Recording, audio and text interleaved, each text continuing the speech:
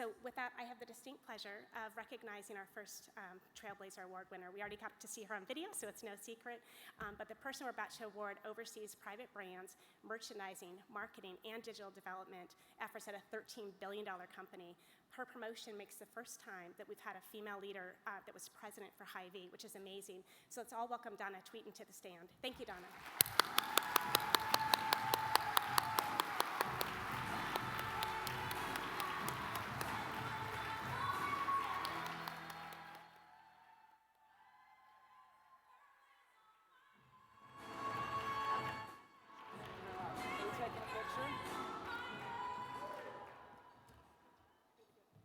Picture first?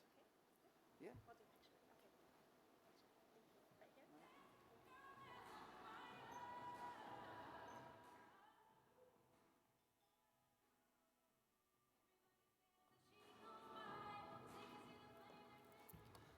Well, thank you very much for that warm reception. I want to begin by congratulating all the top women in grocery honorees, as well as my fellow Trailblazer Award recipient tonight, that's Hanneke Faber. Hanneke is being honored tonight for her amazing role at Unilever and the impressive list of accomplishments throughout her career. And I'm sure that we are all going to be inspired later on by her remarks when she speaks. I, for one, am looking forward to it. Absolutely. I also want to thank our good friends at PepsiCo for sponsoring the Trailblazer Award. And I really want to thank the editorial team at Progressive Grocer for selecting me for this award. I am so very honored and very humbled by it. So, Trailblazer. You know, I have a degree in journalism. I actually started my career as a copywriter.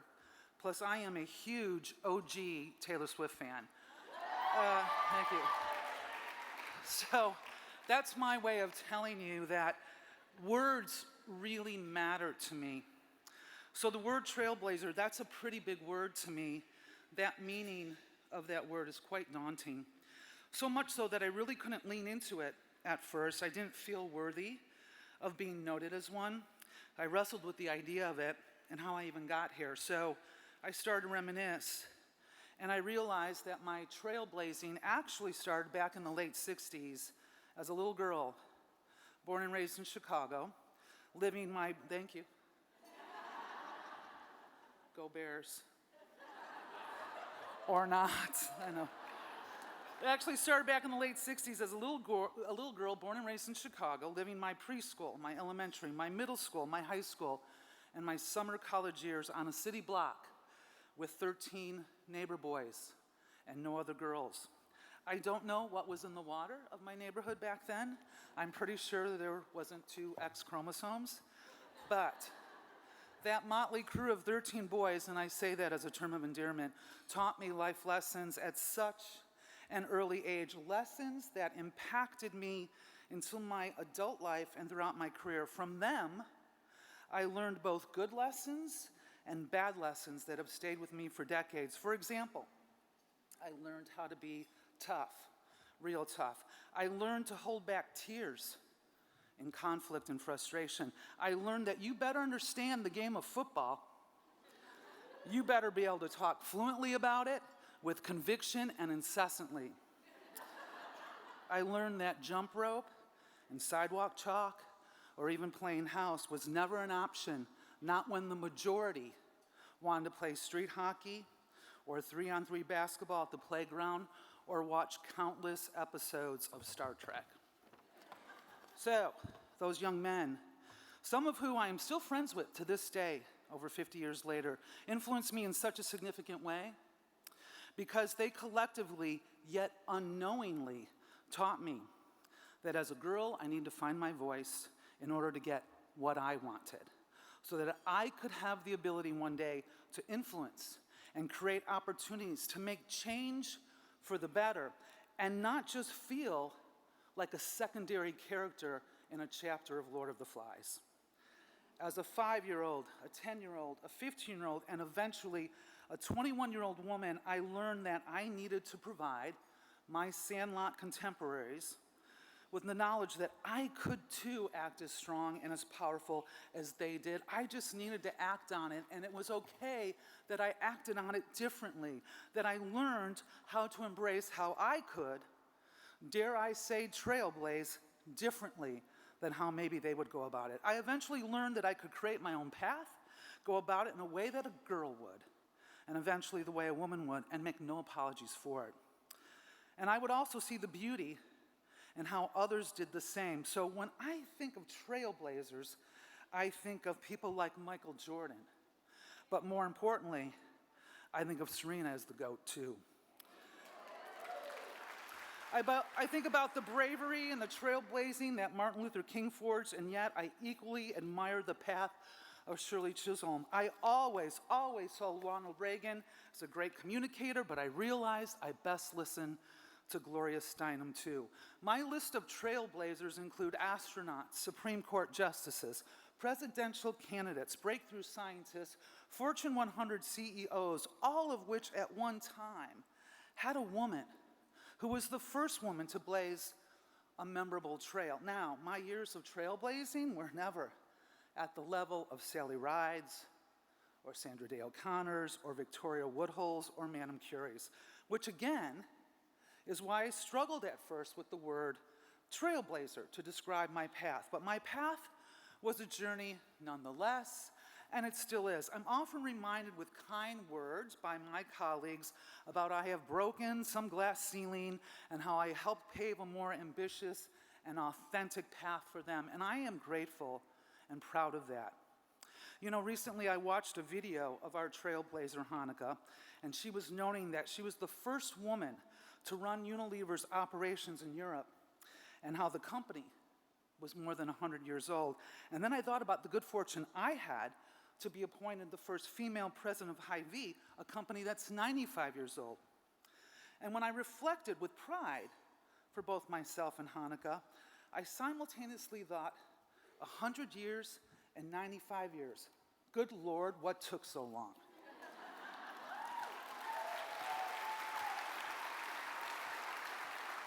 You know, many moons ago, I first received Progressive Grocer's Top Winning Grocery Award as a rising star when I was an assistant vice president. And back then, in my sassy self, I said, really? Do we really need to single out women like this? Because where's the top men in grocery list? Better yet, where's just the top people in grocery list? But truth be told, with a more mature lens and wisdom under my belt, I am grateful for Progressive Grocer's commitment to acknowledging women in this way and still doing it. I applaud the publication for still singling out women and their achievements, because it still needs to happen. Right, wrong, or indifferent, women need to still be put on a pedestal and recognized for being accomplished and for being a woman.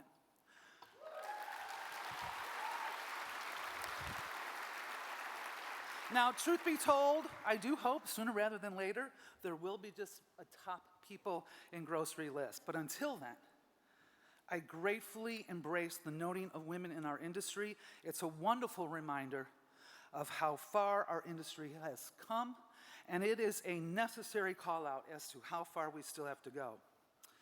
I would be remiss this evening if I did not acknowledge my fellow award-winning colleagues that are with me here this evening. They're a group of women that I am so proud of, I'm constantly in awe of, and I know you're going to get to see them later because they're going to get to cross the stage. I also want to thank Hy-Vee's chairman of the board, Randy Edeker, for being my mentor for over 20 years and for being a man of his word when he told me he was going to be proactive, and his decision to put more women in the highest of leadership positions for what he called the betterment of the company and for the betterment of our customers. Now, I was one of those women that benefited from his commitment to advancing women and for constantly encouraging women to bring their unique insights, their innate emotions, and their gut instinct to every hallway discussion, every board meeting, every hallway meeting, every problem-solving assignment. I'd also like to thank our Vice Chairman and CEO, Jeremy Gosh, for gladly and recently accepting the passing of the baton of leadership and for marrying Randy's commitment to providing women at all levels in our company with a seat at the most important table and a bullhorn in their hand to use the power of their voice and their ideas. In closing, I'm going to share one last story with you. I was reminded recently by a business partner, just the other day, of the power of voice and opinion, and specifically the power of my voice and opinion. He was retelling a story to some of my younger colleagues about how I wanted to sign a certain individual to an endorsement deal with Hy-Vee. He told them how I flew out to meet with this individual and their first-time agent, and how I came back from this meeting and I told my boss and I told my counterparts, my male counterparts at the time, guys, I think this kid is the real deal. I know no one knows him. I know he's just a rookie. I get it. But I think he's a good kid. And I think he's going to represent us well. He's going to represent our brand really well. My boss was a little skeptical. Thought it was risky. Didn't think it was going to pay off. So I started rattling off some stats. I started to sound like an expert and an authority. And my gut told me this was the right thing to do. So I stood firm. And I told my boss and the other executive leadership this was the right thing to do. I got more pushback. So I became frustrated. And honestly, I was about ready to start crying. Conflict, frustration, and I was going to make no apologies for it. But I held my ground, and I simply said, trust me, trust my women's intuition, I know what I'm doing.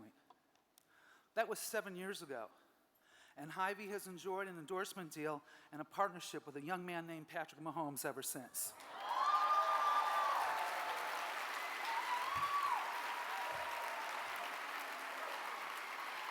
Yeah. So I thank God for those neighborhood boys that taught me how to talk football. Lots of football. Because soon after that, I signed Travis Kelce, too. And you want to talk about something paying off. Thank you, Taylor. Yeah. More importantly, just 4 years ago, I went to the well one more time in asking my fellow leadership team to once again consider signing, for our marketing purposes, an unknown player. This time, I knew in my soul that this individual was going to be more than just a great endorser for us. I knew this person, who was just entering college, was not only going to represent our company, but they were going to be a role model for the majority of our customer base, that being our female customer. And I was right, because her name is Caitlin Clark. And I cannot wait to watch what she does as she blazes her trail. Thank you very much. I absolutely am so honored for this award. I thank you for letting me share my story with you. Good night. Have a wonderful evening.